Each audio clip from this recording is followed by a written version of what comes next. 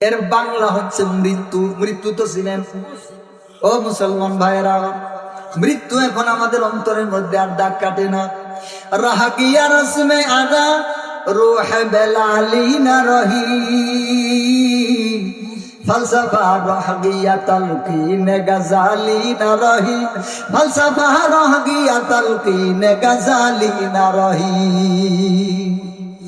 দৈনিক কত মানুষকে জানাজা করে কবরের মধ্যে শোয়াইতেছি, মসজিদের মাইকে মাঝে মাঝে মৃত্যুর সংবাদ শুনতেছি, কিন্তু মৃত্যু আমাদের অন্তরের মধ্যে দাগ কাটে না। একটা জলজন্ত মানুষ কবরের মধ্যে শোয়াইয়া, একা একা বাঁশের ঘরের মধ্যে শোয়াইয়া সবাই মিলে চলে আসলাম, কিন্তু ওই মৃত্যুর যে একটা ভাব, মৃত্যুর যে একটা চিহ্ন, মৃত্যুর যে একটা বিষয়, মৃত্যুর যে একটা আসর আমাদের অন্তরের মধ্যে পড়ে না। কথা বলেন ঠিক কিনা? ওই মৃত্যুর আসর যদি আমাদের অন্তরের মধ্যে পড়তো, ওই মৃত্যুর ভাব যদি আমাদের অন্তরের মধ্যে পড়তো, তাহলে সমাজের মধ্যে দাঙ্গা হাঙ্গামা থাকতো না। কথা বলেন ঠিক কিনা? সমাজের মধ্যে অবিচার বেবিচার থাকতো না। কথা বলেন ঠিক কিনা?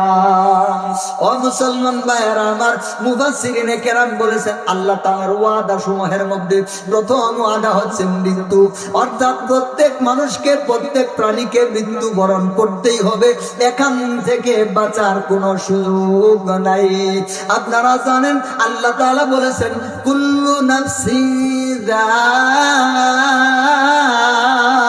যায়িকাতুল মাউত।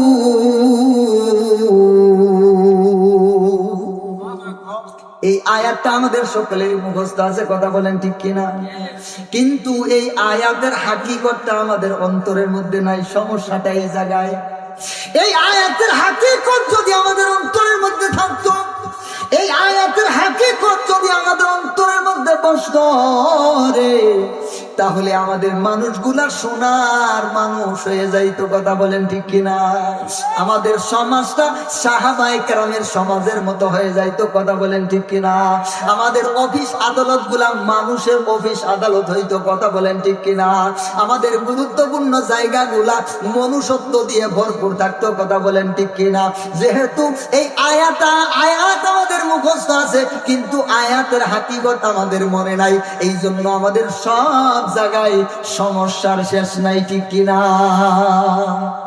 ও মুসলমান ভাইরা, মুফাসসিরিনে কেরাম বলতেছেন এই মৃত্যুর হাত থেকে বাঁচার কোনো সুযোগ নাই। এটা হচ্ছে আল্লাহ তাআলার একটা ওয়াদা, এটা অবশ্যই অবশ্যই তোমাদের কাছে আসবে। মুসলমান ভাইরা আমার, 2 নম্বর ওয়াদার কথা মুফাসসিরিনে কেরাম বলেছেন। 2 নম্বর ওয়াদা হচ্ছে মৃত্যু যেমন সত্য, আবার মৃত্যুকরণ করার পরে এক সময় তোমাকে আবার উঠানো হবে, এটাও তেমন সত্য। যদি কেউ মনে করে আমরা মৃত্যুবরণ করলাম তো শেষ, এরপর আর কিছু নাই, এই রকম বিশ্বাস যদি করে, ওর ঈমান থাকবো নাকি? আর কথা বলেন, ঈমান থাকার সুযোগ নাই। মৃত্যুর পরে আবার আল্লাহ সুবহানাহু ওয়া তাআলা জীবিত করবেন কি করবেন না? ও মুসলমান ভাইরা, প্রথম যেটা জীবিত সেটা হচ্ছে কবরের মধ্যে। কবরের মধ্যে যখন জীবিত করা হবে, কবরের মধ্যে প্রশ্ন করা হবে কয়টা? কবরের মধ্যে 3টা প্রশ্ন করা হবে। বিস্তারিত এই দিকে বলবো না, আমার সামনে আলোচনা, এগুলো আপনারা অনেকেই জানেন, কিন্তু হাকিকত জানেন না। সমস্যা হচ্ছে এটাই, কিন্তু ওই কবরের মধ্যে আল্লাহ তাআলার ফেরেশতারা জিজ্ঞাসা করবে মার রব্বুকা, তোমার রব কে? ও মুসলমান, অনেক প্রশ্নই তো আছে, অনেক প্রশ্ন বাদ দিয়ে রবের প্রশ্ন কেন? কারণটা কি? রবের প্রশ্ন কেন? কারণটা কি? অনেকেই কিন্তু এই কারণ জানে না। আছে না নাই? অনেকেই কারণটা জানে না, কিন্তু আজকে এই দিকে যদি আমি আলোচনায় যাই তাহলে সারা রাতেরই দরকার পড়বো। এই জন্য এই দিকে আর যাইতেছি না। আমি যে আয়াতটা নিয়েছি এর একটা সংক্ষিপ্ত তাফসীর আপনাদের সামনে শোনাবো ইনশাআল্লাহ। তো মুসলমান ভাইরা, মুফাসসিরিনে কেরামগণ দ্বিতীয় ওয়াদার কথা যেটা বলেছেন সেটা হচ্ছে আবার তোমাকে উঠানো হবে।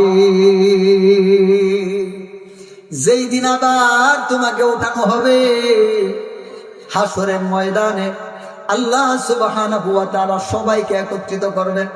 এই যে আজকে সুন্দর দুনিয়া, সুন্দর আসমান, সুন্দর জমিন, গাছপালা, তরুলতা, সব কিছু আমরা আজকে আমাদের চোখের সামনে দেখতেছি।